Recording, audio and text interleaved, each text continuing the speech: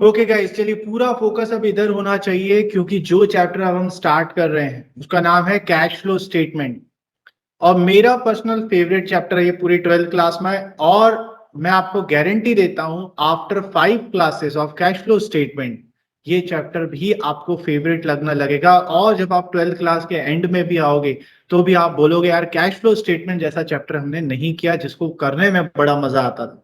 लेकिन मैं आपको एक क्या बोलते हैं वार्निंग भी दे देता हूं कि शुरुआत की जो 2-3 क्लासेस हैं उसमें आपको समझ में ये नहीं आएगा कि जो हम पढ़ रहे हैं उसका क्या होगा, कैसे होगा और हम क्यों कर रहे हैं। आपको समझ में आएगा, जो मैं आपको सिखाऊंगा, जो मैं आपको बोलूंगा वो सब क्लियर होगा। लेकिन दिमाग में, दिल में थोड़ा सा शंका होगा कि क्या चल रहा है। और क्योंकि ये चैप्टर का जो सॉल्यूशन है, जो हम आंसर सॉल्व करते हैं, वो बड़ा लेंदी टाइप का होता है, तो थोड़ा सा कंफ्यूजन होगा। सो 3-4 क्लासेस तक बेयर करिएगा। कोई भी चीज जो आपको नहीं समझ में आ रही है वहीं पर ही पूछ लीजिएगा। आफ्टर 4 क्लासेस आपको एक एक चीज 100% क्लियर होगी कि हम ये कैश फ्लो स्टेटमेंट में कर क्या रहे हैं और क्यों कर रहे हैं। ठीक है, ओके चलिए स्टार्ट करते हैं ये चैप्टर। ओके गाइस, तो हमारे चैप्टर का नाम क्या है? Cash flow statement. पहले तो ये फॉन्ट मुझे बिल्कुल भी अच्छा नहीं लग रहा है, तो इसको हटा देते हैं।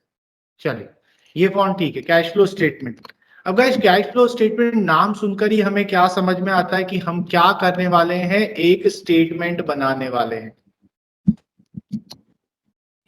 सो पहली चीज तो आपको क्या याद रखना है कि हम यहाँ पर कोई अकाउंट नहीं बनाने वाले। इस वाले चैप्टर में ना कुछ हम डेबिट करने वाले हैं ना कुछ क्रेडिट करने वाले हैं। जैसे दो स्टेटमेंट हम पहले भी पढ़ चुके हैं 11th क्लास में। एक ट्रायल बैलेंस जिसको हम स्टेटमेंट बोलते थे, एक बैंक रिकंसिलिएशन स्टेटमेंट उसको भी स्टेटमेंट बोलते थे। तो आपका कैश फ्लो स्टेटमेंट भी एक स्टेटमेंट है। ठीक, नाम से ही पता चल रहा है किसका स्टेटमेंट है? कैश फ्लो का। तो इस चैप्टर में हम लोग क्या करने वाले हैं? हम लोग एनालाइज करने वाले हैं, analyse of cash flow of entity. कि हमारे बिजनेस का जो कैश का फ्लो हो रहा है, फ्लो कैसा होता है? फ्लो होता है इनफ्लो एंड आउटफ्लो। कोई भी मुझसे पूछेगा कि सर इनफ्लो और आउटफ्लो अगर आपको पता ही करना है तो ये आप अलग से कैश फ्लो स्टेटमेंट क्यों बना रहे हो? हमारे पास कैश बुक होती है ना। हम लोगों ने 11th में पढ़ा था कि हम कैश बुक बनाते हैं। कैश बुक में सर देखिए क्या करते हैं, डेबिट साइड पे रिसिप्ट लिखते हैं, क्रेडिट साइड पर पेमेंट लिखते हैं। यही तो है, रिसिप्ट मतलब इनफ्लो एंड पेमेंट मतलब आउटफ्लो। तो मैं बोलूंगा बिल्कुल सही बोल रहे हो कि उसमें भी इनफ्लो और आउटफ्लो होता है। लेकिन प्रॉब्लम ये है कि अभी हम ये जो करने वाले, मैंने यहाँ क्या लिखा है? मैंने लिखा एनालाइज करने वाले हैं। एनालाइज करने वाले हैं कैश फ्लो को। एनालाइज का मतलब क्या होता है? आपके पास कोई इंफॉर्मेशन है जिसका आप डीप में जाकर उसको पता करेंगे कि ये क्या हो रहा है और इसका इम्पैक्ट क्या होगा मेरे बिजनेस के ऊपर। सर कैसे? इसको मैं एक छोटे से और बहुत सिंपल से एग्जांपल से समझाता हूं। गैस, अगर मैं आपको बोलूं कि आपका जो कैश एंड बैंक बैलेंस है वो 50 लाख रुपए है बिजनेस का, आप क्या मैं पूछूं कि बताओ बिजनेस की लिक्विडिटी पोजीशन कैसी है, तो आप बोलोगे सर फैंटास्टिक, मजा आ गया, 50 लाख रुपए पड़े हैं। ठीक है, मैंने बोला अच्छा फैंटास्टिक है, चलो तो इसकी डिटेल में आपको बताता हूं। ये कैश और बैंक बैलेंस 50 लाख आया कैसे? हमने बैंक से लोन लिया है। कितने रुपीस का? 49 लाख का। फिर मैं आपको बोलूं मैंने कुछ क्रेडिटर्स से एडवांस लिया है, कितने रुपीस का? 60,000 का। और बाकी 40,000 जो है ना वो हमारा खुद का है। आप बोलोगे, अब बोलोगे सर कैश तो 50 लाख है लेकिन नजरिया हमारा चेंज हो गया।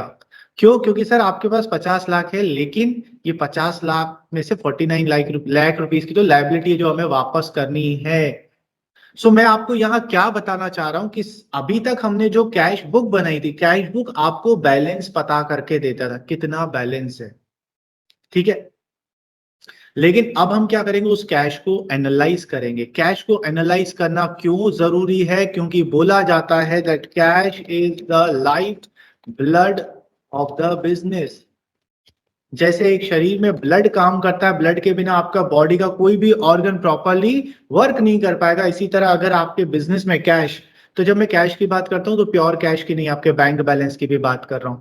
तो कैश और बैंक का जो बैलेंस है उसका पता करना भी बहुत जरूरी है कि पैसा कहाँ से आ रहा है, कहाँ को जा रहा है और किस तरीके का उसका पैटर्न है। मतलब जो हम खर्चे कर रहे हैं उसका पैटर्न कैसा है। ठीक है ना, जैसे मैं आपको बोलूं, आपके पास पापा आपको पॉकेट मनी देते हैं 2,000 रुपए महीना, आप उसमें से 1,500 रुपए खर्च कर लेते हो, 500 रुपए बचाते हो। तो इतनी सी अगर किसी को बात बोलोगे तो वाह यार बच्ची तो अच्छी है, 500 रुपए बचाती है, बच्चा तो बढ़िया है, 500 रुपए बचाता है। लेकिन अगर किसी को ये पता चले कि 1,500 रुपए जो खर्च हो रहा है उसमें से मेजर खर्चा मेरा कहाँ पर हो रहा है, मेजर खर्चा हो रहा है 1,500 में से 1,200 रुपए खाने पीने पे, रेस्टोरेंट पे बाहर का खाते पीते हैं। तो ये समझ में आ जाएगा भैया लड़की बहुत घुमक्कड़ हो गई है, लड़का बाहर का बहुत खाता है, बीमार हो सकता है। So this is called the analysis. तो हमें सिर्फ कैश का बैलेंस नहीं पता करना है, हमें एनालाइज करना है। इतना समझ में आया।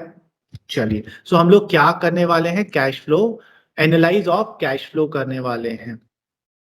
तो जिस तरीके से मैंने आपको ये बताया ना, ये क्या अलग अलग कहाँ से आ रहा है, कहाँ से जा रहा है, तो हम भी ऐसे ही करेंगे। हमारे बिजनेस की जो मेन एक्टिविटीज होती हैं, तो हम देखेंगे कौन सी एक्टिविटी में कौन सा कितना पैसा आ रहा है और कितना पैसा जा रहा है।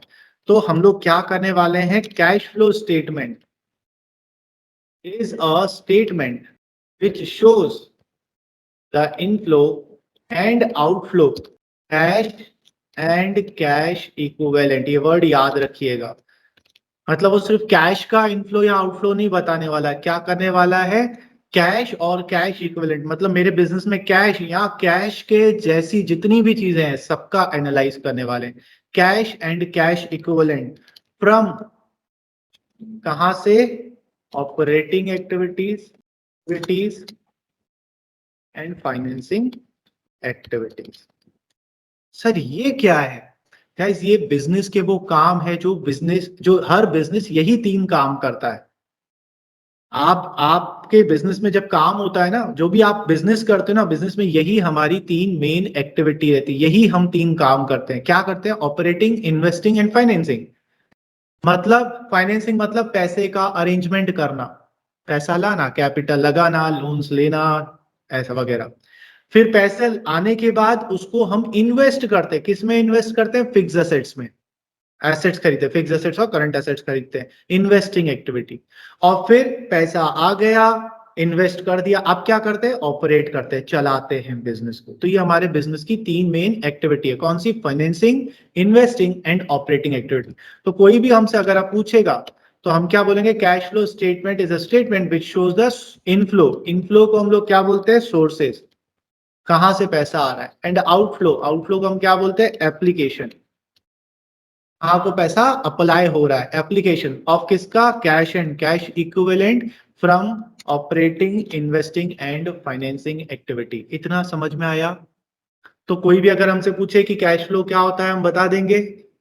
तो हम क्या बोलेंगे, भैया जी कैश फ्लो स्टेटमेंट एक स्टेटमेंट होता है। स्टेटमेंट मतलब पर्चा, अकाउंट नहीं, इसमें कुछ डेबिट नहीं होगा, कुछ क्रेडिट नहीं होगा, एक सिंपल सा पेपर है जिसपे हम क्या बताएंगे, जिसपे हम बताएंगे सोर्सेस और एप्लीकेशन किसका, कैश एंड कैश इक्विवेलेंट का।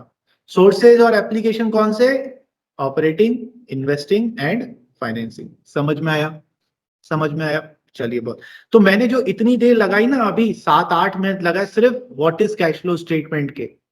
क्यों, बिकॉज बच्चों को ये तो पता होता है कैश फ्लो स्टेटमेंट बनाना कैसे है, लेकिन कभी एक्सटर्नल आकर पूछ लेता है ना कि what is cash flow statement, sir वो इसमें हम वो बनाते हैं सर, वो ऐसा करते हैं सर, वो इनफ्लो और आउटफ्लो होता है सर, हाँ ऐसा सर वो। ठीक है, सो अच्छे से आंसर देंगे। चलिए, हैविंग सेड दैट, हमें एक चीज तो समझ में आ गई कि ये कैश फ्लो स्टेटमेंट है क्या। अब जब मैंने आपको बताया कि what is cash flow statement, तो अब हम आगे बात करते हैं कि हमें चार नए वर्ड देखने को मिले। कौन कौन से वर्ड देखने को मिले, पहला वर्ड देखने को मिला cash and cash equivalent. Cash word तो हमें पता है, ठीक। तो गाइस जब आप कैश की बात करते हो तो कैश में कैश एंड बैंक बैलेंस दोनों आ जाता है, याद रखिएगा। कैश का मतलब प्योर कैश नहीं होता, कैश मतलब जो कैश है, जो जिसको आप इजीली, जो लिक्विडेट है, फुल्ली लिक्विडेट है, तो उसमें कैश और बैंक बैलेंस दोनों आ जाता है। फिर आते हैं, दूसरा वर्ड जो है वो है कैश इक्विवेलेंट। इसकी डेफिनेशन कभी कभी 1 मार्क्स में आ जाती है, ठीक। क्या होता है, तो ये बोल रहा है cash equivalent are very short term, highly liquid, highly liquid and readily convertible into known amount of cash. क्या बोल रहा है? कैश इक्विवेलेंट क्या होता है? कैश इक्विवेलेंट मतलब कैश और बैंक बैलेंस के अलावा अगर कोई ऐसा आइटम है जिसकी लाइफ वेरी शॉर्ट टर्म है, शॉर्ट टर्म नहीं है ना, हमने 11th क्लास में पढ़ा है करंट एसेट्स क्या होते हैं? करंट एसेट्स होते हैं जिनकी लाइफ शॉर्ट टर्म होती है। गाइस याद रखिएगा, शॉर्ट टर्म मतलब क्या होता है? Less than 12 months. और हम यहां क्या लिख रहे हैं? वेरी शॉर्ट टर्म, मतलब ऐसी जिसकी लाइफ जो है वो वेरी शॉर्ट टर्म है। तो वेरी शॉर्ट टर्म का मतलब क्या होता है? लेस देन 3 मंथ्स, जिसकी लाइफ 3 मंथ्स या उससे कम है। Very short term, highly liquid. आप में से कोई बता सकता है मुझे लिक्विड का मतलब क्या होता है फाइनेंस या अकाउंट्स में? जो कैश में कन्वर्ट हो जाता है। एग्जैक्टली सर, जो कैश में कन्वर्ट हो जाता है, जो चीजें कैश में कन्वर्ट हो जाती हैं इजीली, उसको हम बोलते हैं लिक्विड। इसकी लिक्विडिटी बहुत ज्यादा है। चलिए, लिक्विड का मतलब क्या होता है? लिक्विड का मतलब होता है जो इजीली कैश में कन्वर्ट हो जाता है। और आगे लाइन क्या लिखी हुई है? देखिए ये लाइन क्या लिखी हुई है? Readily convertible into known amount of cash, into known amount of cash. मतलब जब आप इसको कन्वर्ट करने जाओगे ना, मतलब जब आप इसको कैश में कन्वर्ट करने जाओगे, सेल करने जाओगे, तो ये इजीली सेल आउट हो जाएगा। आपको कोई टाइम नहीं लगेगा, दिक्कत नहीं आएगी। और तो और आपको कितना पैसा मिलेगा वो भी आपको पता होगा पहले से ही। Readily convertible into known amount of cash. Sir आप कोई एग्जाम्पल दे सकते हैं उसका? हाँ बिल्कुल मैं दे सकता हूं। इसका एग्जाम्पल होता है मार्केटेबल सिक्योरिटीज। क्या है मार्केटेबल सिक्योरिटीज? सर ये मार्केटेबल सिक्योरिटीज क्या होता है? सर मार्केटेबल सिक्योरिटीज का मतलब होता है गाइस शॉर्ट टर्म इन्वेस्टमेंट्स।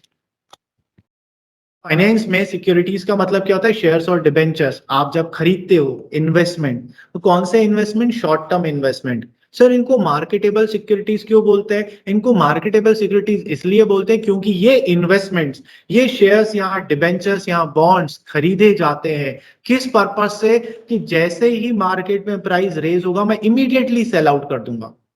मतलब उनका इंटेंशन होल्ड करना नहीं होता। जब हम इन्वेस्टमेंट, जैसे फॉर एग्जांपल मेरे पास शेयर्स हैं रिलायंस कंपनी के, ठीक है मेरे पास हैं, लेकिन मेरा इंटेंशन क्या था? मैं उसको कम से कम 3 से 4 साल अपने पास होल्ड करके रखूंगा, ये मेरा इंटेंशन है।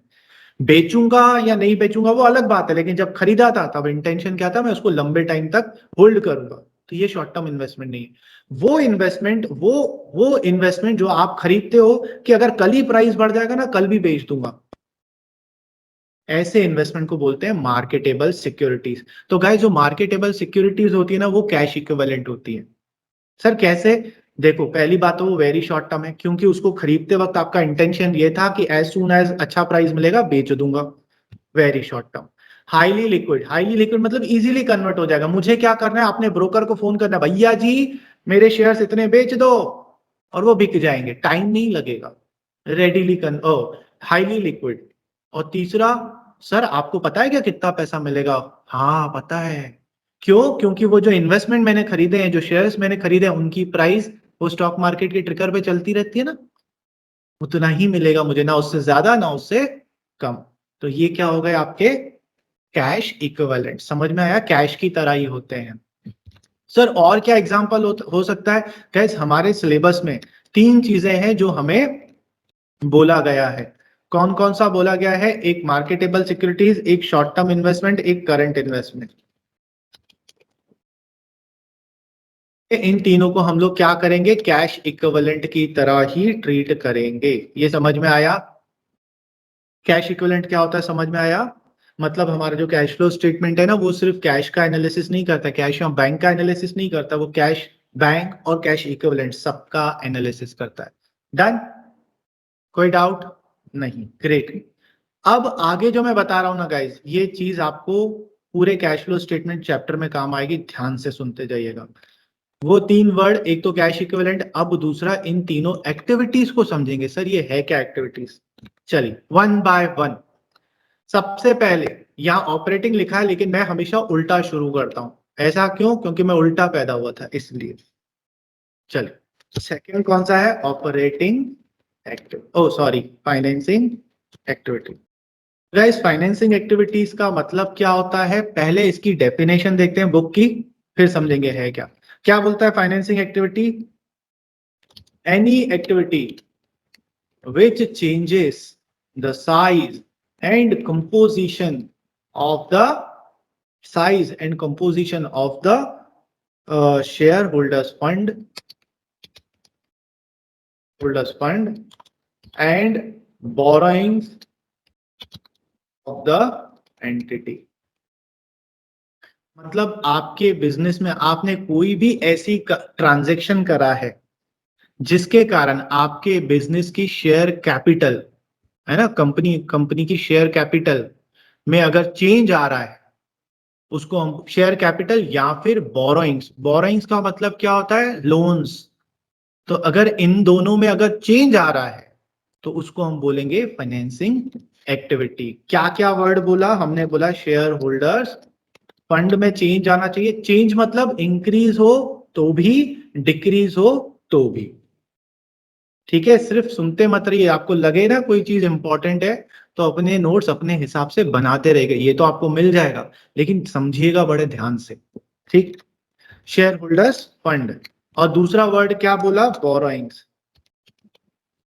एक एक करके। तो कोई भी आपने ऐसा ट्रांजेक्शन करा है जिससे इन दोनों में कोई भी चेंज है, चाहे वो इंक्रीज हो चाहे वो डिक्रीज हो, उसको हम बोलेंगे फाइनेंसिंग एक्टिविटी। सर कैसे? शेयर होल्डर्स फंड में क्या आएगा गाइस? Share capital. ठीक है, तो शेयर कैपिटल इंक्रीज हो या डिक्रीज हो, शेयर कैपिटल के साथ आप क्या कर सकते हो? Issue of share capital. कौन सी शेयर कैपिटल? हमें पता है दो तरीके की शेयर कैपिटल होती है, इक्विटी शेयर कैपिटल, ठीक है, of share capital. Issue of share capital का मतलब क्या होता है? आप अपनी कंपनी के शेयर्स इशू कर रहे हैं। बताइए, जब आप शेयर्स इशू करेंगे तो आपके कंपनी में इनफ्लो होगा कैश का या आउटफ्लो होगा? इनफ्लो होगा। क्यों? क्योंकि मैंने क्या करा है? लोगों से पैसा लिया है और जिसके बदले में मैं उनको शेयर्स दे रहा हूं। तो इशू ऑफ शेयर कैपिटल क्या होता है? ये होता है इनफ्लो ऑफ कैश। और क्या हो सकता है? Issue of preference share capital, ये भी क्या होगा? इनफ्लो। क्योंकि चाहे शेयर कैपिटल में तो दोनों आते हैं, इक्विटी शेयर भी आता है, प्रेफरेंस शेयर भी आता है। और क्या हो सकता है? Redemption of share capital. Sir ये रिडम्पशन क्या होता है? रिडम्पशन का मतलब होता है गाइस रीपेमेंट, पैसा वापस करना। जैसे जब मैंने शेयर इशू करा था तो मैंने आपसे पैसा लिया था, मतलब मैंने आपसे पैसे लिए और आपको शेयर्स दिया। अब मैं आपके पैसे वापस लौटा के वो शेयर्स वापस ले लूंगा, उसको बोलते हैं रिडम्पशन। या रिडम्पशन को इजी वर्ड आपको याद रखना हो तो repayment of preference share capital. इससे क्या होगा? आउटफ्लो, पैसा जाएगा। ठीक है, तो ये क्या था? ये वो चीजें थी जो शेयर होल्डर्स फंड से रिलेटेड थी। लेकिन फाइनेंसिंग एक्टिविटी में सिर्फ शेयर होल्डर्स फंड नहीं आता है, इसमें और क्या आता है? बोरोइंग्स भी आती हैं। ठीक है, बोरोइंग्स।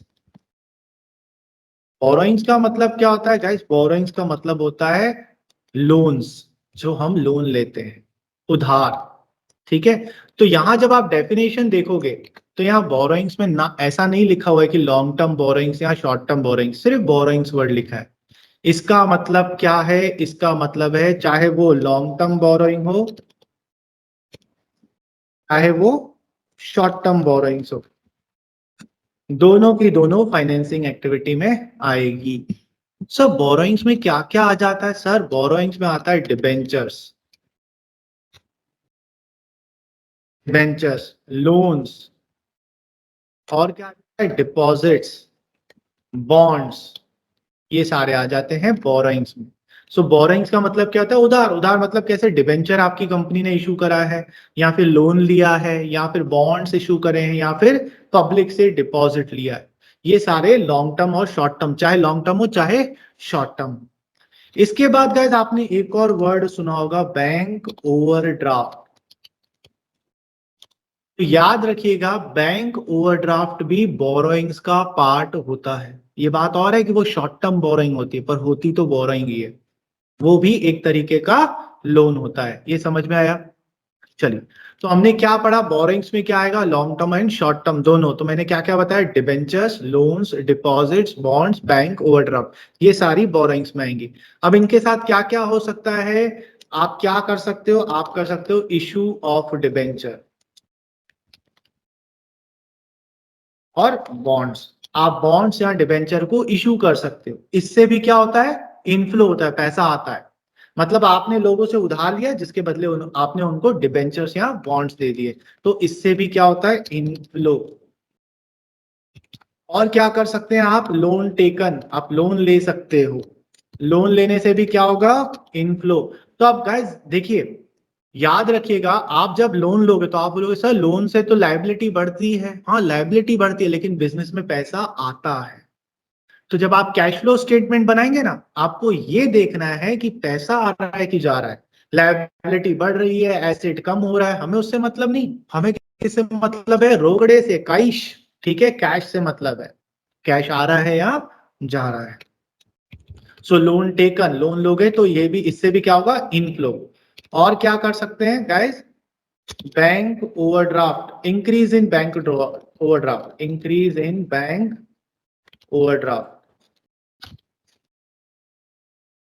बैंक ओवरड्राफ्ट इंक्रीज हो रहा है, मतलब ये भी एक तरीके का लोन है, इंक्रीज हो रहा है, तो इससे भी क्या होगा, इनफ्लो। तो ये सारे इनफ्लो वाले थे। आउटफ्लो में क्या होगा, जैसे आपने डिबेंचर्स को इशू करा, आप क्या करोगे, इसको रिडीम करोगे, रिडम्पशन ऑफ डिबेंचर्स और बॉन्ड्स। इससे क्या होगा, आउटफ्लो। रिडम्पशन का मतलब क्या होता है, पैसा वापस करना।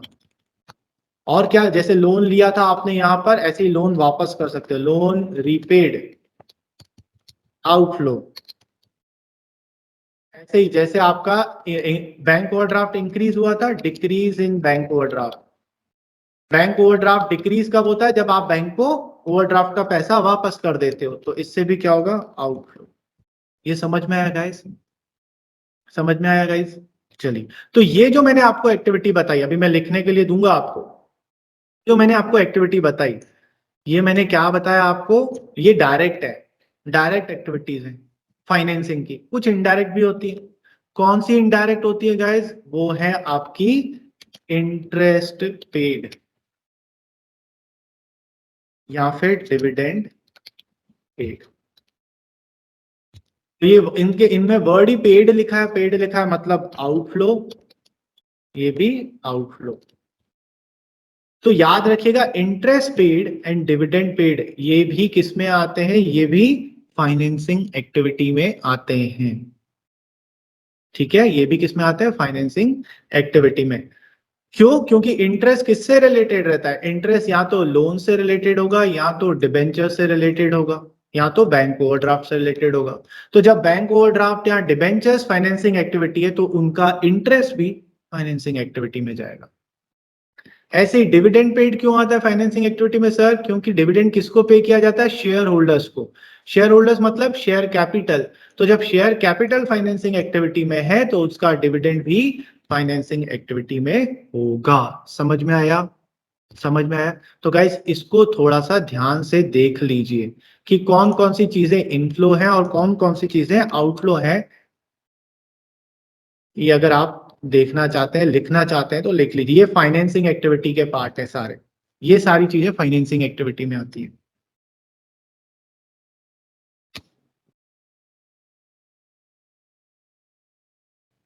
चलिए गाइस, अभी तक जो भी बोला समझ में आया आपको? मैंने क्या क्या बता दिया, हम क्विकली रिकैप करते हैं। हमने ये पढ़ा कि चैप्टर कौन सा पढ़ रहे हैं, चैप्टर था कैश फ्लो स्टेटमेंट। फिर मैंने आपको ये बताया कि कैश फ्लो स्टेटमेंट होता क्या है। फिर मैंने आपको ये बताया कि कैश फ्लो स्टेटमेंट में हम कौन कौन सी चीजों को समझने वाले हैं। चार चीजों की बात करी, कैश एंड कैश इक्विवेलेंट जो हमने समझ लिया। फिर हम फाइनेंसिंग एक्टिविटी पर है, वो हमने समझ लिया। ठीक, चलिए अब आते हैं कौन सी, इन्वेस्टिंग एक्टिविटी। इन्वेस्टिंग एक्टिविटी, तो मैंने क्लास की शुरुआत में ही आपको इन तीनों का ब्रॉडली आपको मतलब समझा दिया था। क्या होता है बिजनेस में? तीन काम होते हैं, पैसा लाना फाइनेंसिंग एक्टिविटी, पैसा लगाना इन्वेस्टिंग एक्टिविटी, और पैसा लगा के बिजनेस को चलाना ऑपरेटिंग एक्टिविटी। सो पैसा आता कहां से? देखिए कौन कौन सी चीजें लिखी हमने फाइनेंसिंग में, शेयर कैपिटल और बोरोइंग्स। ये दोनों बिजनेस में क्यों होते हैं? इनका मेन इंटेंशन होता है बिजनेस में पैसा लाना। ये बात और है, इससे आउटफ्लो भी होता है जब यही पैसा आप वापस कर देते हो। ठीक, अब क्या हुआ? पैसा आता है, फिर पैसा लगाना आप पैसा बिजनेस में लगाते हो ना, बिजनेस में क्या खरीदते हो? एसेट्स ही तो खरीदते हो। सो गाइज इन्वेस्टिंग एक्टिविटी में क्या आने वाला है? सारे एसेट्स। लेकिन सारे एसेट्स में से कौन से एसेट्स? वही जो लॉन्ग टर्म एसेट्स होते हैं, लॉन्ग टर्म, शॉर्ट टर्म नहीं। ठीक, तो यहां पर क्या रखेंगे? इन्वेस्टिंग एक्टिविटीज डायरेक्ट और indirectly related to acquisition and disposal of the long term assets, and also includes investments other than classified as cash and cash equivalent। ये डेफिनेशन है, इसको समझने की कोशिश करते हैं वर्ड बाय वर्ड। क्या बोल रहा है? Investing activity any activity which is directly और इनडायरेक्टली रिलेटेड टू किससे? एक्विजिशन। एक्विजिशन का मतलब क्या होता है? इसको इजी लैंग्वेज में आप क्या समझ सकते हो? परचेज। एंड डिस्पोजल मतलब ठिकाने लगाना, इसको इजी लैंग्वेज में आप कैसे समझ सकते हो? सेल। सो एसेट्स को खरीदने और बेचने से रिलेटेड जो भी एक्टिविटीज होती हैं वो सब किस में आती है? इन्वेस्टिंग एक्टिविटी में। लेकिन कौन से assets? Only long term assets, जिनको आप पॉपुलरली नॉन करंट एसेट्स या फिक्स एसेट्स के नाम से जानते हो। चाहे वो टेंजिबल फिक्स एसेट हो, चाहे वो इनटेंजिबल फिक्स एसेट्स हो। करंट एसेट्स इसमें नहीं आते। क्यों नहीं आते गए? क्योंकि करंट एसेट्स जो होते हैं वो हमारे बिजनेस के ऑपरेशंस का पार्ट होते हैं, नॉर्मल रूटीन एक्टिविटी का पार्ट होते हैं। ठीक है, वो ऑपरेटिंग में जाएगा, हम आएंगे ऑपरेटिंग में। ठीक है, तो इसमें क्या आएगा? सारे लॉन्ग टर्म एसेट्स। तो लॉन्ग टर्म एसेट्स तो क्या कर सकते हैं? देखिए एसेट्स के साथ वही दो चीजें कर सकते हैं, परचेज या सेल। तो आप क्या कर सकते हो? Purchase of long term assets. बताइए लॉन्ग टर्म एसेट्स परचेज करने से इनफ्लो होगा या आउटफ्लो होगा? आउटफ्लो होगा। आपको कैश को देखना है, आप क्या बना रहे हो? आप कैश फ्लो स्टेटमेंट बना रहे हो। तो आप ये मत सोचिएगा कि सर मैंने तो एसेट खरीदा है तो इनफ्लो होगा। एसेट का इनफ्लो होगा, कैश का आउटफ्लो होगा। तो आपका फोकस कहां होना चाहिए? कैश पर। Why? Because you are preparing cash flow statement. So purchase of long term assets क्या होगा? आउटफ्लो। और क्या कर सकते हो? आप सेल कर सकते हो, sale of long term assets क्या होगा? इनफ्लो। क्योंकि जब आप एसेट को सेल करोगे तो एसेट तो जाएगा लेकिन पैसा आएगा। ठीक है, इनफ्लो ऑफ द कैश। आगे क्या लिखा हुआ है? एंड ऑल्सो इंक्लूड इन्वेस्टमेंट, मतलब इन्वेस्टमेंट भी इन्वेस्टिंग एक्टिविटी में आएगा। कौन से investments? Other than which are classified as cash and cash equivalent. अभी जब मैं आपको कैश एंड कैश इक्विवेलेंट बता रहा था तो मैंने आपको क्या बोला था कि मार्केटेबल सिक्योरिटीज या शॉर्ट टर्म इन्वेस्टमेंट्स या करंट इन्वेस्टमेंट, इनको हम लोग क्या बोलते हैं? इनको हम बोलते हैं कैश एंड कैश इक्विवेलेंट। तो ये भी इन्वेस्टमेंट्स है, current investment, short term investment या मार्केटेबल सिक्योरिटीज, ये तीनों भी इन्वेस्टमेंट है। लेकिन इसको हम इन्वेस्टिंग एक्टिविटी में नहीं लेंगे। क्यों नहीं लेंगे? क्योंकि हम इनको कैश एंड कैश इक्विवेलेंट का पार्ट मानते हैं। इसलिए एक आइटम दो जगह पर नहीं हो सकता। तो ये कैश एंड कैश इक्विवेलेंट है, इसलिए इन्वेस्टिंग एक्टिविटी में नहीं आएंगे। तो सर फिर क्या आएगा इन्वेस्टिंग एक्टिविटी में? बची एक ही चीज, लॉन्ग टर्म इन्वेस्टमेंट। ठीक है, तो इसमें क्या आएगा? Purchase of long term investments.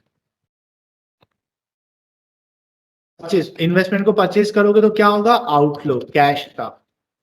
ऐसी और क्या कर सकते हो आप? सेल ऑफ इन्वेस्टमेंट्स, क्या होगा? इनफ्लो। क्योंकि जब आप इन्वेस्टमेंट को सेल करोगे तो कैश आएगा। समझ में आया गाइस?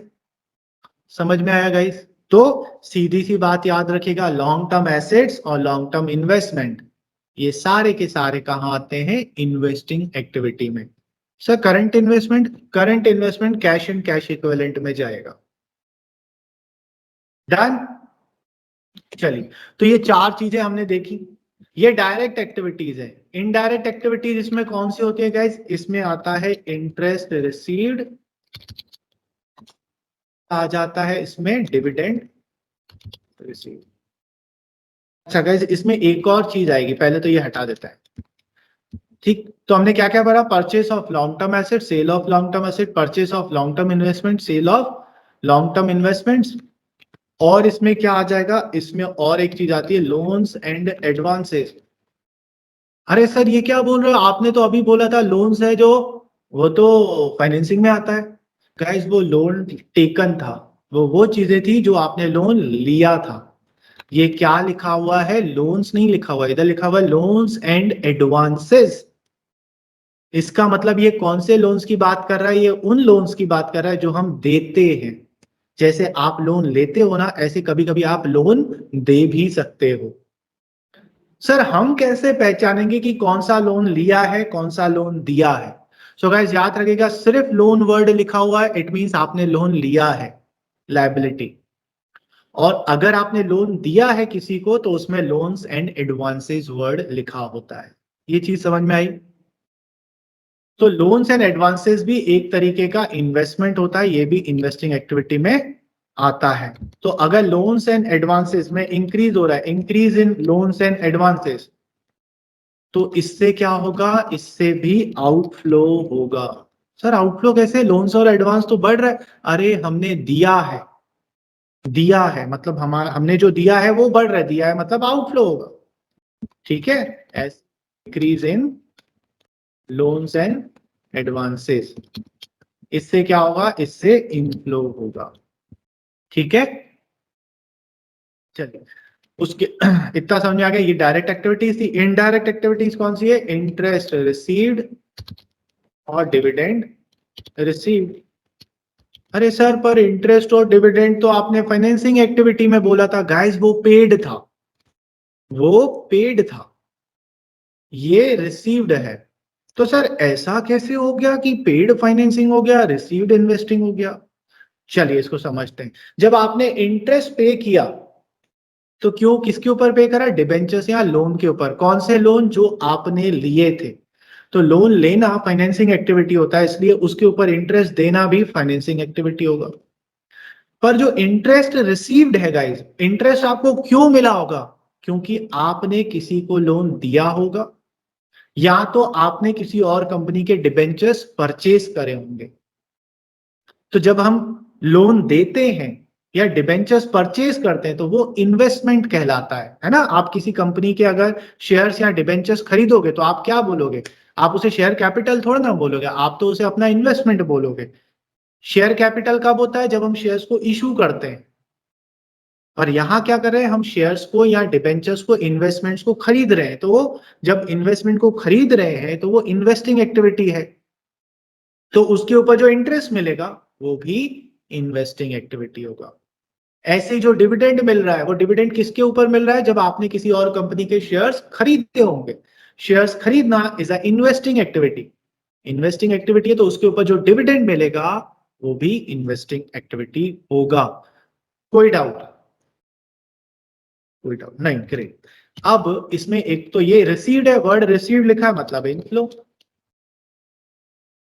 एक इसके अलावा एक और चीज मैं आपको यहां पर बता देता हूं, वो है rent received. As rent receive भी इन्वेस्टिंग एक्टिविटी का पार्ट होता है। सर ऐसे कैसे? रेंट तो नॉर्मल बिजनेस एक्टिविटी होती है, वो तो ऑपरेशन का पार्ट होना चाहिए, इन्वेस्टिंग में कैसे आ गया? गाइज रेंट आपको क्यों मिल रहा है? बताइए आप में से कोई, रेंट क्यों मिलता है? सर हम किसी को अपना एसेट देते हैं। किसी को अपना एसेट देते हैं, और एसेट इन्वेस्टिंग में आता है कि फाइनेंसिंग में आता है? इन्वेस्टिंग में आता है। अभी पढ़ा ना लॉन्ग टर्म एसेट्स। तो जब रेंट रिसीव हो रहा है तो महिमा क्या बोले? सर रेंट रिसीव इसलिए होता है क्योंकि हम अपना एसेट किसी और को देते हैं। अपना अपना अपने तो अपने होते हैं, बाकी सब सपने होते हैं। तो अपना एसेट किसी और को दे रहे हैं और उसके ऊपर मुझे रेंट मिल रहा है, तो वो जो एसेट था वो इन्वेस्टिंग का पार्ट था, तो उसका जो रेंट रिसीव हो रहा है वो भी इन्वेस्टिंग का पार्ट होगा। सर ऐसे तो रेंट पेड भी इन्वेस्टिंग होगा। मैंने बोलूंगा क्यों सर, वो भी तो एसेट के ऊपर है ना। पर क्या वो अपना एसेट है?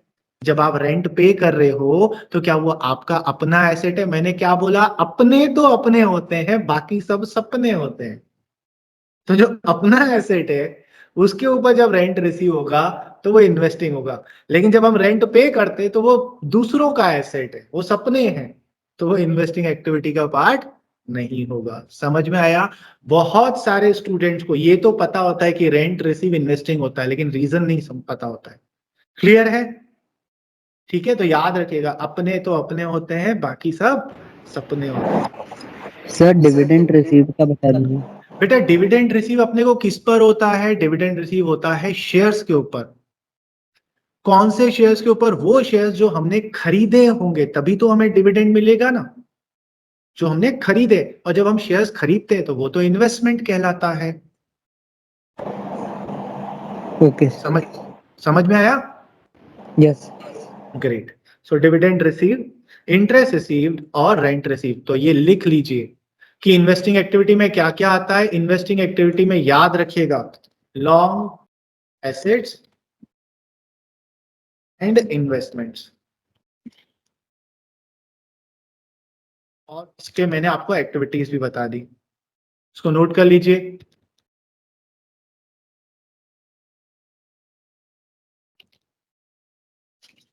आज की क्लास गाइस पूरी थ्योरी रहने वाली है, क्योंकि बिना थ्योरी के इस चैप्टर को समझना नामुमकिन है। चले आगे चलें। अब गाइस यहां पर आके लास्ट एक्टिविटी कौन सी है? Operating activity. इसको मैं हमेशा लास्ट में समझाता हूं। In comparison to other teachers मैं थोड़ा सा उल्टा चलता हूं, उसके पीछे रीजन आप अपने आप समझ जाओगे। सो गाइस ऑपरेटिंग एक्टिविटी में क्या आता है? Principal revenue generating activity. Sir ये क्या बोल दिया आपने? प्रिंसिपल, प्रिंसिपल की स्पेलिंग गलत लिख दी मैंने, यहाँ पर प्रिंसिपल ए वाला आएगा। प्रिंसिपल आपका स्कूल का प्रिंसिपल नहीं, प्रिंसिपल का मतलब होता है मेन। रेवेन्यू का मतलब क्या होता है? इनकम। जनरेशन का मतलब क्या होता है? जनरेट करना। एक्टिविटी का मतलब क्या होता है? एक्टिविटी। तो मतलब मैं क्या बोलना चाह रहा हूं, आपके बिजनेस की जो मेन इनकम होती है, आपके बिजनेस की जो मेन इनकम होती है, उसको जनरेट करने के लिए आपको जो रेगुलर एक्टिविटीज करनी पड़ती हैं उसे हम क्या बोलते हैं? Operating activity. जैसे अगर मेरे बिजनेस की बात करी जाए, मेरे बिजनेस की मेन इनकम क्या है? फीस। इस फीस को अर्न करने के लिए मुझे जो भी काम रेगुलरली करना पड़ता है ना, ताकि मैं इस फीस को जनरेट कर सकूं, वो सारी एक्टिविटीज क्या होंगी? वो सारी एक्टिविटीज ऑपरेटिंग होगी। सर जैसे जैसे लाइट का बिल पे करना, जैसे इंप्लॉयज को सैलरी पे करना, जैसे प्रीमाइसेस का रेंट पे करना। और क्या हो सकता है? एडवर्टीजमेंट करना, ठीक है, टेलीफोन का बिल भरना, ये अपने घर का मेंटेनेंस करना। ये सारी चीजें क्या होती हैं गाइस? ये सारी चीजें ऑपरेटिंग एक्टिविटी रहती है। ठीक है, डेटर से फीस रिसीव करना, जैसे आप अगर मेरे डेटर्स, अगर आपने पूरी फीस नहीं पे करी तो आप डेटर हो, तो डेटर से फीस रिसीव करना, ये भी नॉर्मल बिजनेस ऑपरेशन का पार्ट होता है। सप्लायर्स को पैसा देना, जिनसे मैं सामान खरीदता हूं रेगुलरली उधार पे, उनको पैसा देना, ये सारी चीजें क्या होती है? Normal business operating activity. So इसमें आप क्या ले सकते हो? सेल्स। कौन सी sales? Cash sales, cash purchase, cash received from debtors, cash paid to suppliers, है ना? Payment of expenses. कौन से expenses? Administrative and selling expenses. Administrative and selling expenses का मतलब क्या होता है? वो जो ऑफिस से रिलेटेड होते हैं या सेल्स से रिलेटेड जो भी एक्सपेंसेस होते हैं, ये सारे नॉर्मल बिजनेस एक्सपेंसेस। तो ये वाली सारी गाइस, इनकम टैक्स पे करना, इनकम टैक्स भी आपके नॉर्मल रूटीन एक्टिविटीज का पार्ट है जो आपकी मेन इनकम से रिलेटेड है। तो गैस ये सारी चीजें जो है ना, ये सारी, और क्या लिख सकते हैं यहाँ पे, purchase of goods, sell goods, वो तो ऊपर लिख लिया है, परचेज भी लिख लिया था मैंने, डेटर्स भी लिख लिया था, सप्लायर्स भी लिख लिया था, सारी चीजें ये। तो ये सारी चीजें है ना, इधर पेमेंट ऑफ एक्सपेंसेस में सब कुछ आ जाएगा। क्या क्या आ जाएगा इसमें, सैलरीज भी आ जाएंगी, रेंट भी आ जाएगा, इलेक्ट्रिसिटी चार्जेस भी आ जाएंगे, मतलब जितने एक्सपेंसेस आपने trading and profit and loss में देखे ना, लगभग सब कवर हो जाएंगे। ठीक है, चलिए, तो इन्होंने क्या बोला, प्रिंसिपल रेवेन्यू जनरेटिंग एक्टिविटी, आगे क्या लिखा, and will include any other activity which is neither investing nor financing. मतलब क्या, मतलब ये बोलता है जिसका कोई नहीं होता उसका ऑपरेटिंग एक्टिविटी होता है। मतलब कोई ऐसा आइटम है जो ना इन्वेस्टिंग में हो रहा है ना फाइनेंसिंग में हो रहा है, कोई बात नहीं, उसे ऑपरेटिंग में डाल देंगे। इसीलिए ये वाला जो ऑपरेटिंग एक्टिविटी मैं लास्ट में समझाता हूं, ठीक, क्योंकि एक्टिविटी तो तीन ही है, ऑपरेटिंग, इन्वेस्टिंग और फाइनेंसिंग, इसके अलावा तो कोई और एक्टिविटी है ही नहीं। सर आप बोलोगे sir cash and cash equivalent भी तो है, वो एक्टिविटी नहीं है, वो बैलेंस है, कैश एंड कैश इक्विवेलेंट, आपका जो बैलेंस बच गया है वो है। एक्टिविटी तीन है, कौन सी है, इन्वेस्टिंग, फाइनेंसिंग एंड ऑपरेटिंग। तो इन्वेस्टिंग वाले इन्वेस्टिंग में चले जाएंगे, फाइनेंसिंग वाले फाइनेंसिंग में चले जाएंगे, ऑपरेटिंग वाले ऑपरेटिंग में चले जाएंगे। लेकिन आपको कोई ऐसा आइटम मिल गया जो ना इन्वेस्टिंग में क्लासिफाई हो रहा है, ना फाइनेंसिंग में क्लासिफाई हो रहा है, इवन ना ऑपरेटिंग में क्लासिफाई हो रहा है, तो फिर क्या करेंगे, ऐसे आइटम को ऑपरेटिंग में डाल लेते हैं। सर ऐसे आइटम्स को क्या बोलते हैं, कौन से आइटम होते हैं, गाइस इसको बोलते हैं extra ordinary items. Extra ordinary items क्या होते हैं गाइस, ये वो आइटम्स होते हैं जो आपके ना चाहते हुए, मतलब आपके बिजनेस से रिलेटेड नहीं होते हैं, बट कभी कभी इंकर हो जाते हैं। सर एग्जांपल, एग्जांपल जैसे loss due to natural calamities. देखो लॉस बाय फायर तो हो सकता है, उसके लिए आप इंश्योरेंस वगैरह ले लें, लेकिन loss by natural calamity, earthquake आ गया, ठीक है, सुनामी आ गई, फ्लड आ गया, कुछ ऐसा हो गया, तो ये क्या, ये एक्स्ट्रा ऑर्डिनरी आइटम है। देखिए ये ना इन्वेस्टिंग है ना फाइनेंसिंग है, इवन आपके नॉर्मल बिजनेस ऑपरेशन से रिलेटेड भी नहीं है, तो इसलिए ये कहाँ चला जाएगा, एक्स्ट्रा ऑर्डिनरी आइटम है। और एक्स्ट्रा ऑर्डिनरी आइटम भी कहाँ चले जाते हैं, ऑपरेटिंग में। सर और एग्जांपल बताइए ना, और मजा आ रहा है, अबे मजा आ रहा है कि पढ़ रहा है कि मजा ले रहा है, okay. So loss due to normal activity हो गया, और क्या हो गया, इंश्योरेंस क्लेम रिसीव्ड। गाइस मैंने यहाँ इंश्योरेंस प्रीमियम नहीं लिखा है, इंश्योरेंस प्रीमियम ऑपरेटिंग एक्टिविटी होता है, क्योंकि वो आप रेगुलर पेमेंट करते हो और वो आपके बिजनेस से रिलेटेड होता है। क्यों, क्योंकि आप अपने बिजनेस के एसेट्स को सिक्योर करना चाहते हो, इसलिए आप इंश्योरेंस प्रीमियम देते हो। तो मैं इंश्योरेंस प्रीमियम की बात नहीं कर रहा हूं, जो क्लेम आपको मिलता है ना, हर बार थोड़ा ना मिलता है, वो तो ऐसी चीजों के पे मिलता है कि जो आपके हाथ में नहीं था, लॉस हो गया तो आपको क्लेम मिल गया। तो इंश्योरेंस क्लेम जो होता है वो एक एक्स्ट्रा ऑर्डिनरी आइटम होता है, जो ना इन्वेस्टिंग है, ना फाइनेंसिंग है और ना ऑपरेटिंग है, तो इसलिए कहाँ आ जाता है, ऑपरेटिंग में आ जाता है। सो इन शॉर्ट ऑपरेटिंग में क्या आता है, ऑपरेटिंग आइटम भी आ जाते हैं प्लस एक्स्ट्रा ऑर्डिनरी आइटम्स भी आ जाते हैं।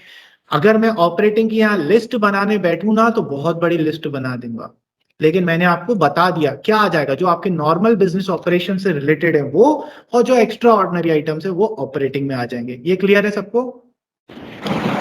सर हाँ से cash received from debtors operating नहीं समझ।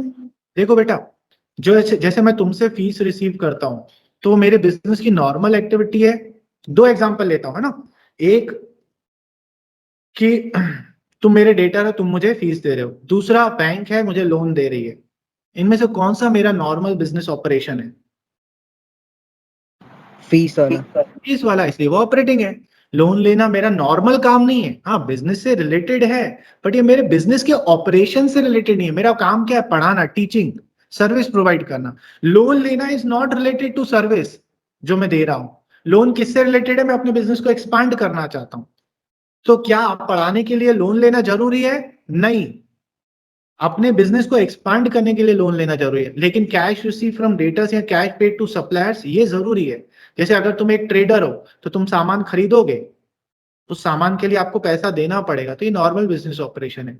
आप सामान को सेल करोगे तो कुछ लोग क्रेडिट पे सेल करेंगे, थोड़े टाइम बाद पैसा देंगे, तो वो आपके नॉर्मल बिजनेस ऑपरेशन से रिलेटेड है। समझ में आया? Yes sir. जैसे फीस मुझे जो रिसीव होगी वो मेरे नॉर्मल बिजनेस एक्टिविटी है। अब कुछ लोगों ने नहीं दी, वो बाद में देंगे, तो वो जो मिलेगी कैश रिसीव, वो जो मेरे डेटर्स बन गए, वो भी मेरे नॉर्मल बिजनेस का पार्ट है। समझ में आया सबको? बहुत बढ़िया। So what we have discuss, हमने चारों चीजों को गाइस डिटेल में, इससे ज्यादा डिटेल में मैं डिस्कशन नहीं कर सकता था। कैश इक्विवेलेंट, तो कैश एंड बैंक बैलेंस तो आएगा, इसके अलावा ये तीन चीजें याद रखेंगे। Marketable security, short term investment and current investment. Financing में मोटा मोटा क्या याद रखेंगे? शेयर होल्डर्स फंड और बोरोइंग्स, चाहे लॉन्ग टर्म हो चाहे शॉर्ट टर्म हो। डिटेल में हमने ये पढ़ लिया। उसके बाद इन्वेस्टिंग एक्टिविटी, इन्वेस्टिंग एक्टिविटी में मोटा मोटा क्या याद रखेंगे? ये याद रखेंगे। डिटेल में हमने ये पढ़ लिया। उसके बाद ऑपरेटिंग, ऑपरेटिंग में क्या याद रखेंगे? नॉर्मल, इसमें लिख लेता हूं, normal business routine activities and extra ordinary item. चलिए, अब इसके पहले कि हम आगे कुछ और समझें, पहले एक टेस्ट कर लेते हैं कि हमें कितना समझ में आया, क्योंकि उसके बिना आगे बढ़ना बेवकूफी होगी। हम लोग क्या करते हैं, हम लोग एक एक करके यहाँ पर आइडेंटिफाई करते हैं। Identify the following activities items as, या तो वो ऑपरेटिंग होगा, या तो वो फाइनेंसिंग होगा, ठीक है, या तो वो इन्वेस्टिंग होगा, और नहीं तो कैश या कैश इक्विवेलेंट होगा।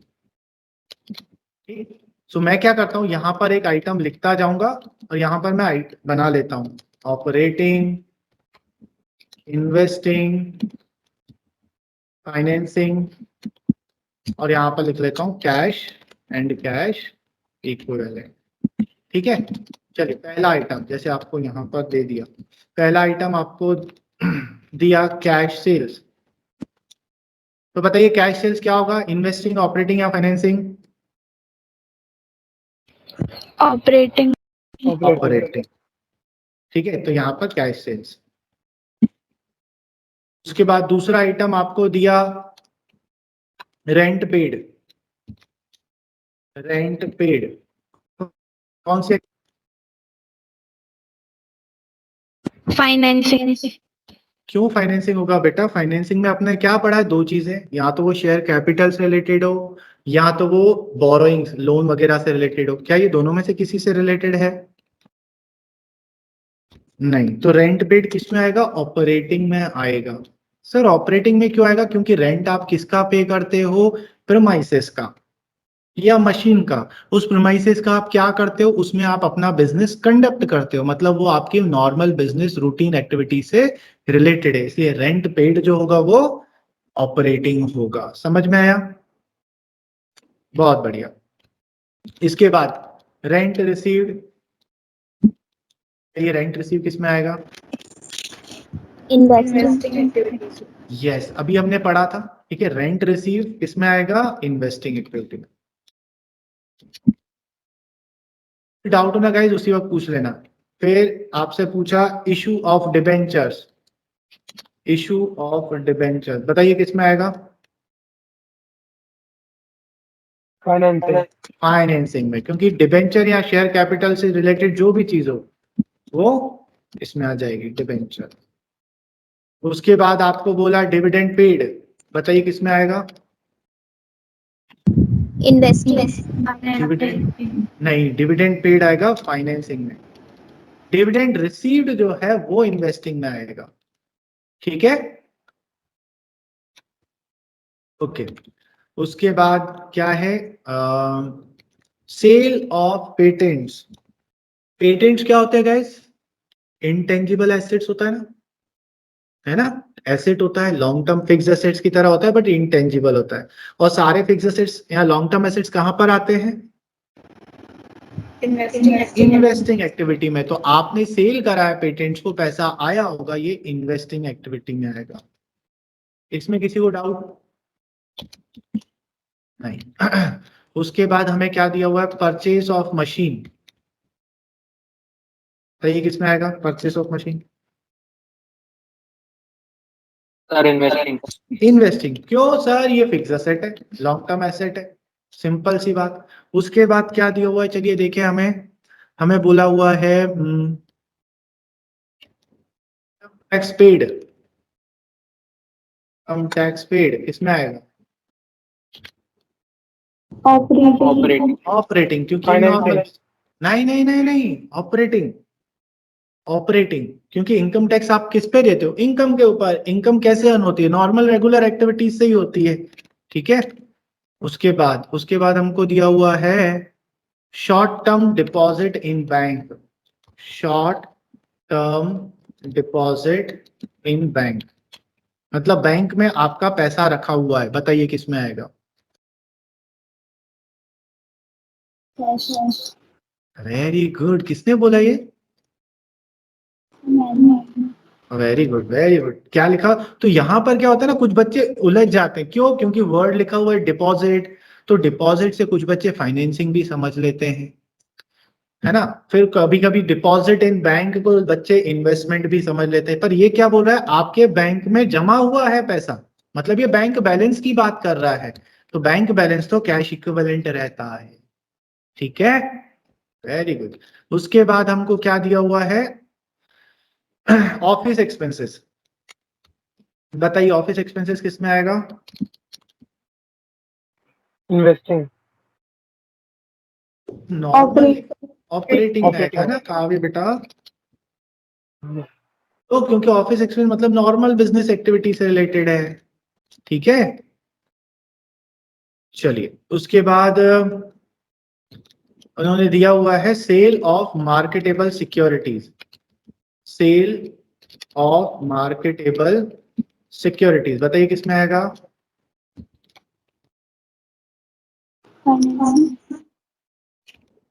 ये भी कैश एंड कैश इक्विवेलेंट में आएगा। अभी हमने पढ़ा था मार्केटेबल सिक्योरिटीज, तीन चीजें कैश इक्विवेलेंट में आती हैं, marketable securities, short term investment, current investment. समझ में आया?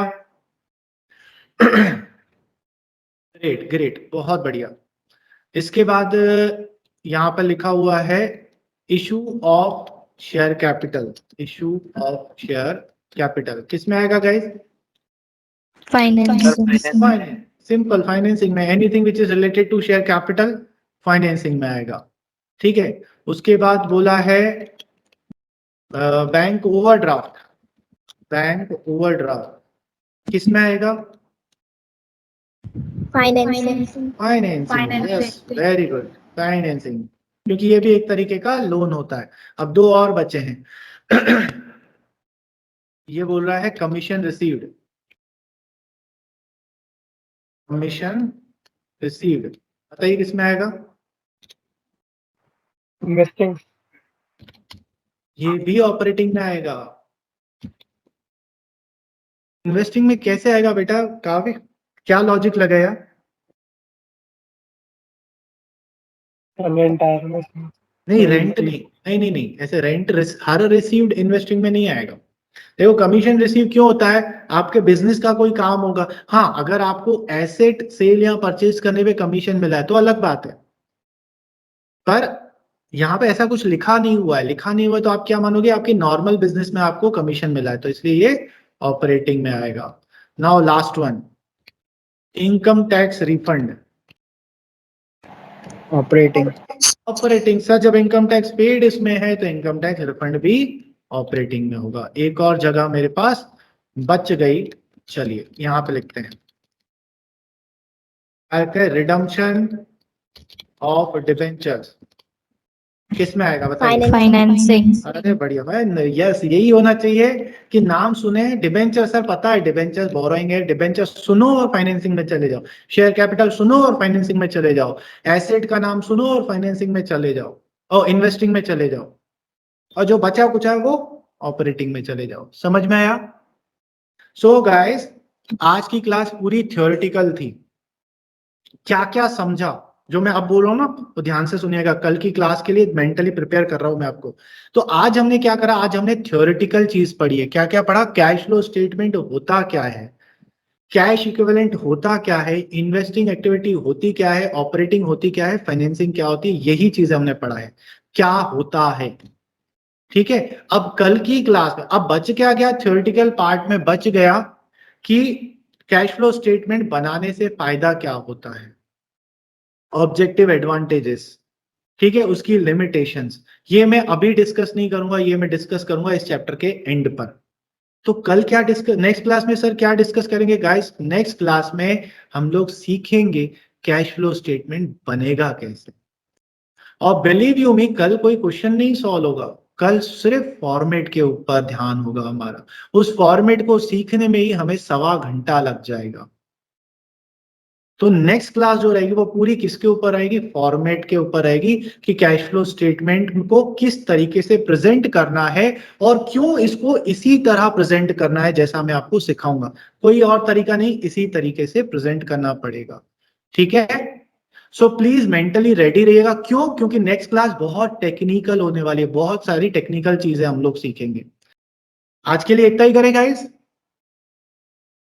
चलिए, जय श्री राम।